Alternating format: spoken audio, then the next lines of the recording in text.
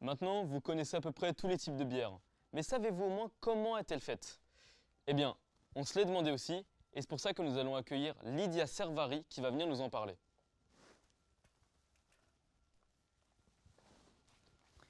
Alors, bonjour Lydia. Bonjour Pablo. Alors, est-ce que vous pouvez commencer par vous présenter rapidement? Je m'appelle Lydia Servari. J'ai créé la brasserie La Petite Martiale en 2015. C'est une brasserie indépendante, biologique et végane. Je suis la première brasserie intramuras biologique à m'être installée à Bordeaux. Vous êtes à Bordeaux depuis combien de temps? Ça va faire 8 ans presque. Ah, votre entreprise a commencé à Bordeaux? Oui, en 2015 à Bordeaux, mais auparavant, en fait, comme tout un chacun, hein, j'ai démarré en tant que brasseuse amateur et j'ai brassé dans le restaurant du théâtre de mon quartier qui s'appelait La Boîte à Jouer. Et est-ce que vous pouvez nous dire ce que vous faisiez avant de créer cette brasserie? Avant de créer la brasserie, j'étais éducatrice spécialisée dans le quartier. La Petite Martiale s'appelle La Petite Martiale parce que nous sommes dans le quartier Saint-Martial. Vous n'avez donc jamais quitté Saint-Martial? Je n'ai jamais quitté mon quartier. Ok. Alors, Lydia, est-ce que vous pouvez nous expliquer comment est fait la bière? Alors, c'est un petit peu complexe. La bière, la première étape, c'est le maltage. Le maltage, c'est quoi? Ce sont des céréales, orge, blé ou autres céréales qui ont subi une transformation.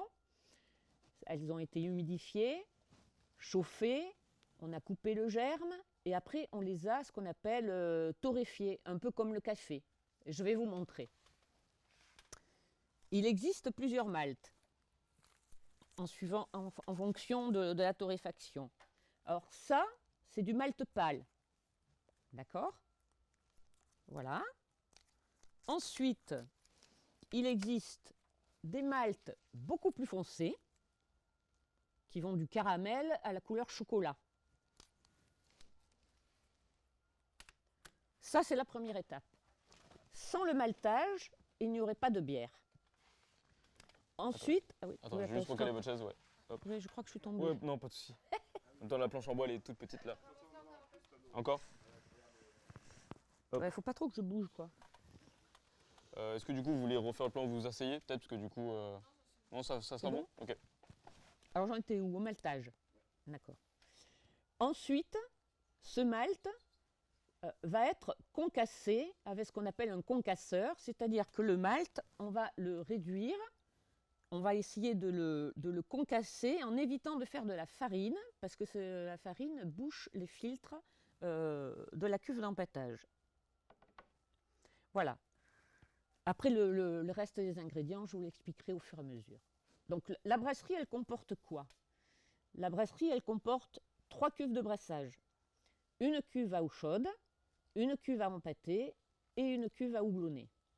Vient ensuite les cuves de fermentation. Alors, comment on fait de la bière? Eh bien, c'est très simple. On va mettre de l'eau à bouillir à 80 degrés. On va concasser du malt, environ 80 à 85 kg, mais ça c'est suivant les recettes de brasseurs. Et ensuite, on va mélanger le malt concassé avec de l'eau chaude. Et on va brasser avec ce qu'on appelle le fourquet. Enfin, ça, c'est la spécialité de la Petite Martiale, parce que la Petite Martiale, elle n'a pas de machine, elle brasse à la main. Ça, c'est le fourquet, c'est l'outil ancien du brasseur, et je brasse de manière ancestrale. C'est-à-dire que, une fois que j'ai mis mon eau chaude et mon malt dans ma cuve à empâter, je vais ce qu'on appelle brasser. Donc, avec mon fourquet, je vais remonter le malt du dessous pour le mettre dessus. Le but est de conserver une température constante.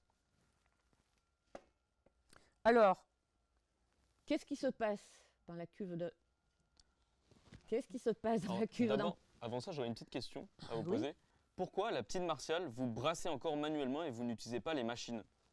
Parce que c'est un choix. J'ai voulu perpétuer le savoir-faire ancestral des brasseurs et brasser avec le fourquet.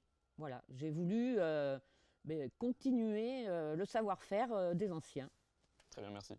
Je vous laisse continuer. Donc, après avoir, on va dire, empâté, c'est le terme que l'on emploie lorsqu'on a mélangé l'eau et le malt. Ça va y rester environ 1 heure, 1 heure et quart. Ça dépendra des recettes. Ensuite, ce jus va être transféré dans ce qu'on appelle la cuve à houblonner.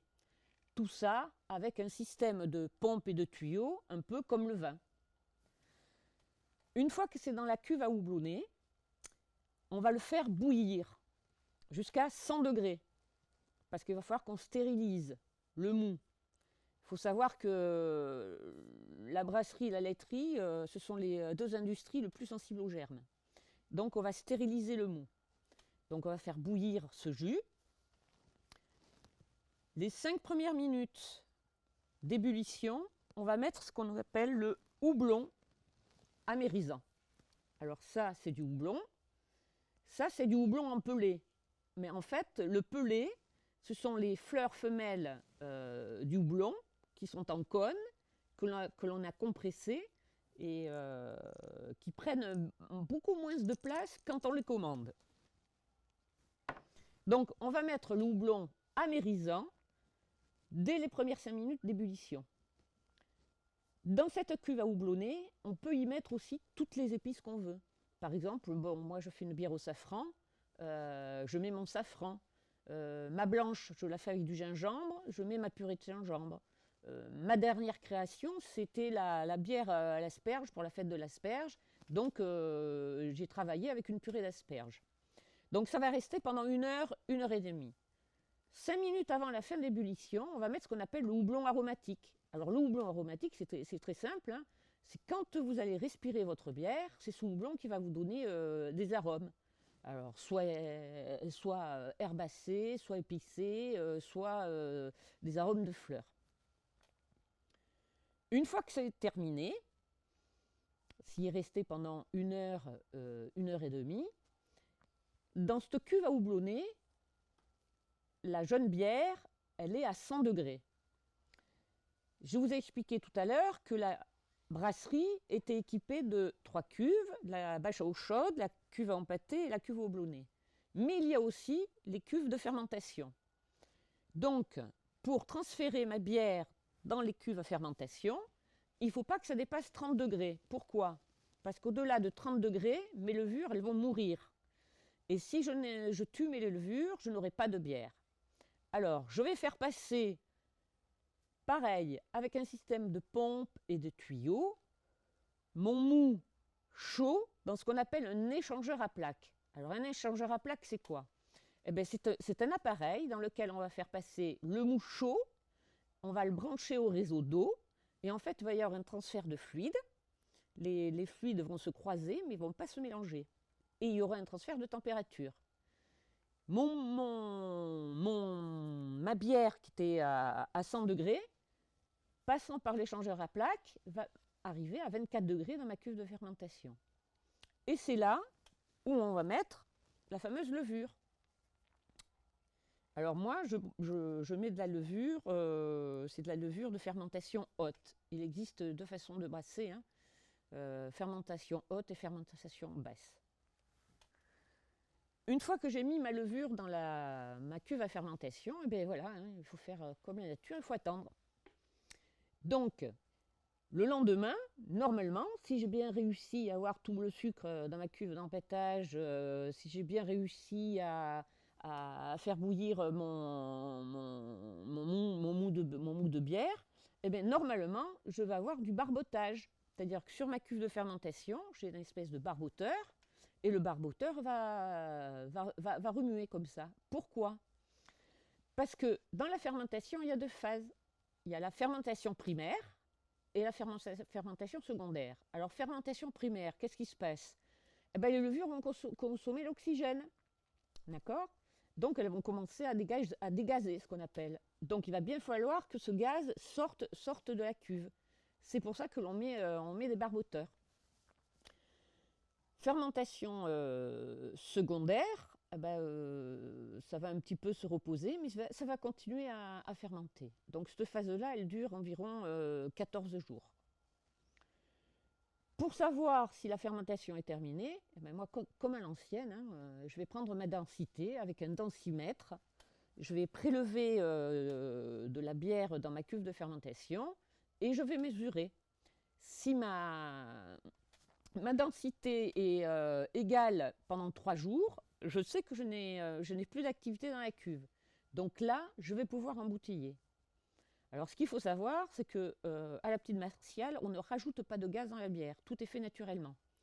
Donc pour reproduire du gaz dans la bière et développer de la mousse, on va resucrer la bière à raison de 6 grammes par litre.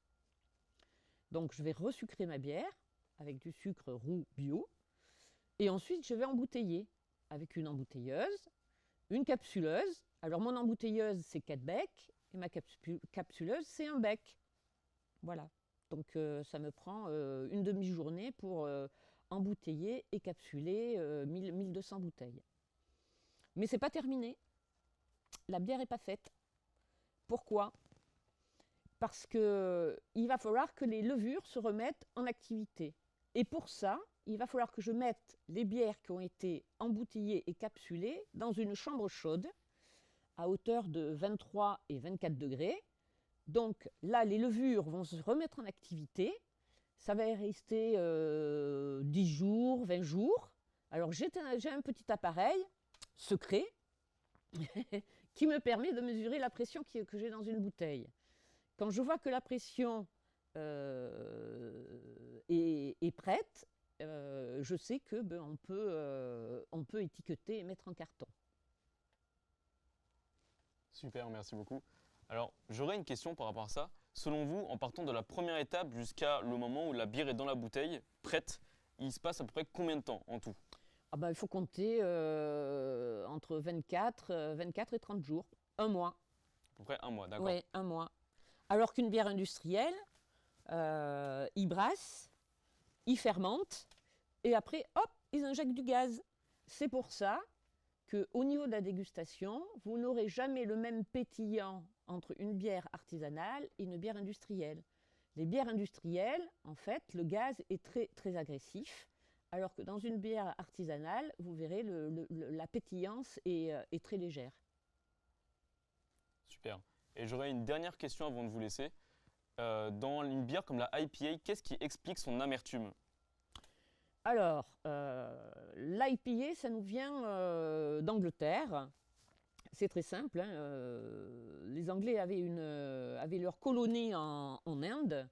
Et pour pouvoir transporter leur bière en Angleterre, eh ben, ils ont trouvé une astuce.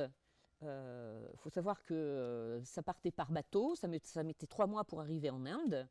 Et en fait, ils le chargeaient en houblon. Alors pourquoi ? Parce qu'il y a une religieuse qui s'appelle Hildegard de Bingen qui s'est aperçue que le houblon avait des valeurs antiseptiques. Voilà, tout simplement. Donc, quand ils ont fait leur bière, ils mettaient la bière en barrique, ils le chargeaient en houblon, et hop, ça partait en bateau pendant 3 mois. Donc, durant le voyage, le houblon avait le temps de faire son travail. Et en fait, ça arrivait en Inde, mais bon, c'est vrai que la bière était très amère. Au jour d'aujourd'hui, l'IPA, c'est devenu une mode. C'est donc le houblon de la bière après fermentation qui crée cet effet d'amertume. Tout à fait. Eh bien, super. Bah, je pense qu'on est bon. En tout cas, moi, j'ai adoré vos explications. Donc, merci à vous d'être venus, nous avoir expliqué tout cela. Et j'espère qu'on aura l'occasion de se revoir, peut-être pour un prochain épisode. Pourquoi pas. En tout cas, merci de votre intérêt que vous portez sur cette boisson qui dite fermentée, la bière. Eh bien, merci beaucoup, Lydia. Au revoir, Pablo. Au revoir. À bientôt. À bientôt.